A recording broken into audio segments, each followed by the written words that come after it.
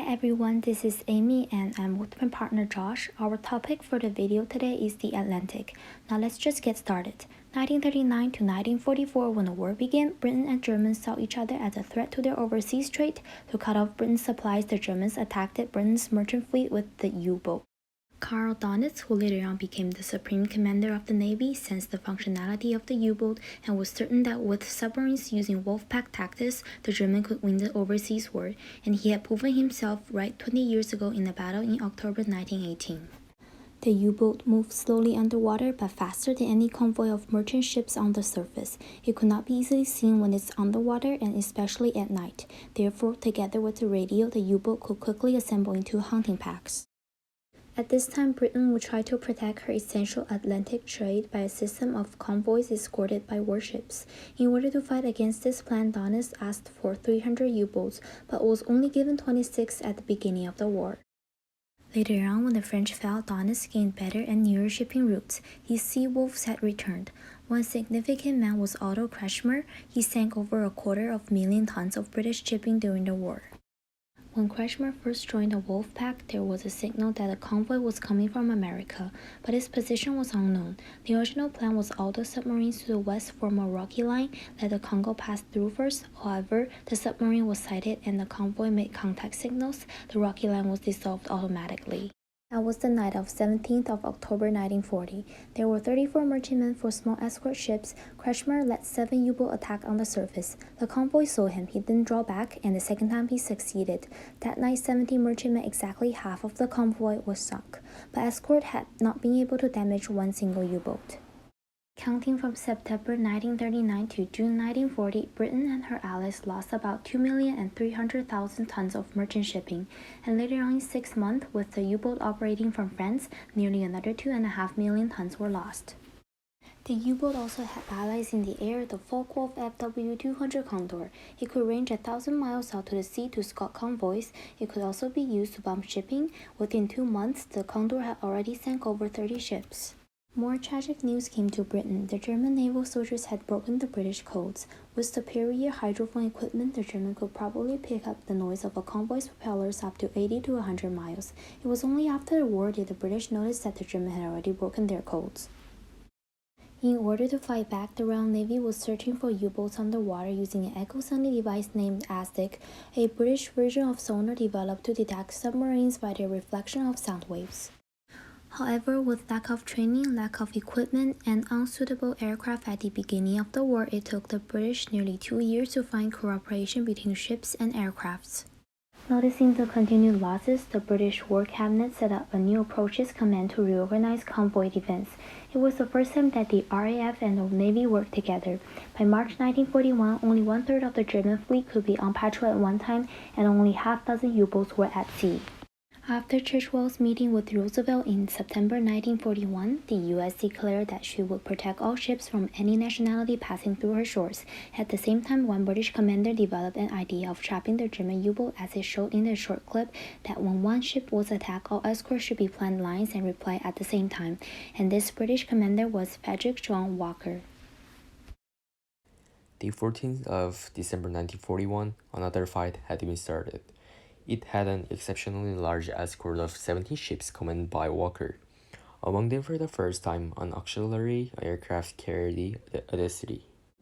On that day, the U-boats still attacked again, and the result was an escort and a merchant ship were sunk. Walker counterattacked. Some of the escorts were running out of fuel. They had to lead a U-boat through the gap.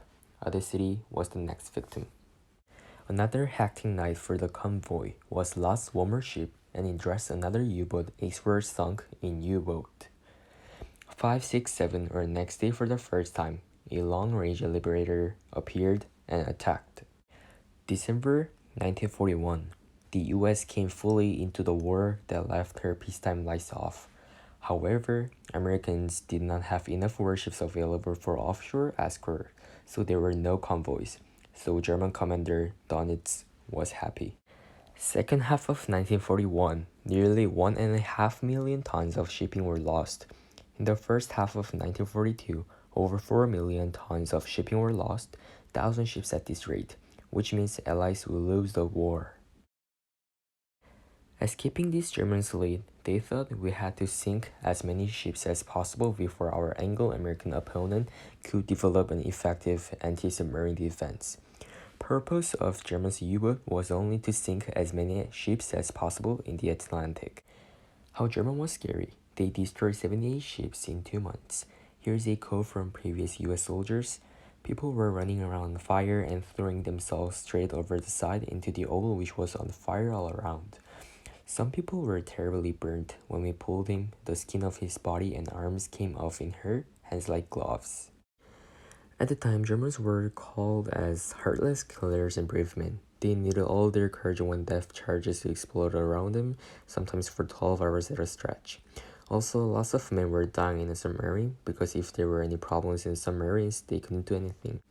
Now let me introduce the most important tools for the war, radio and radar.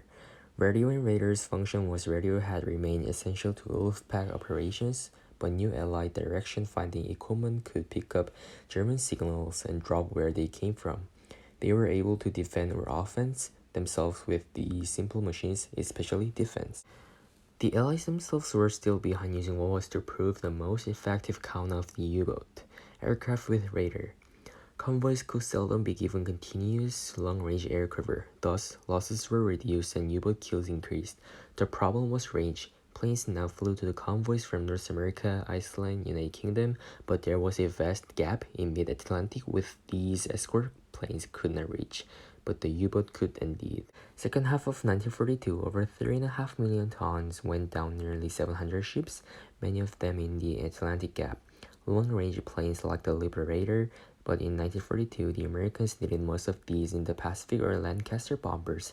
Despite Admiralty appeals, the RAF kept them all bombing Germany.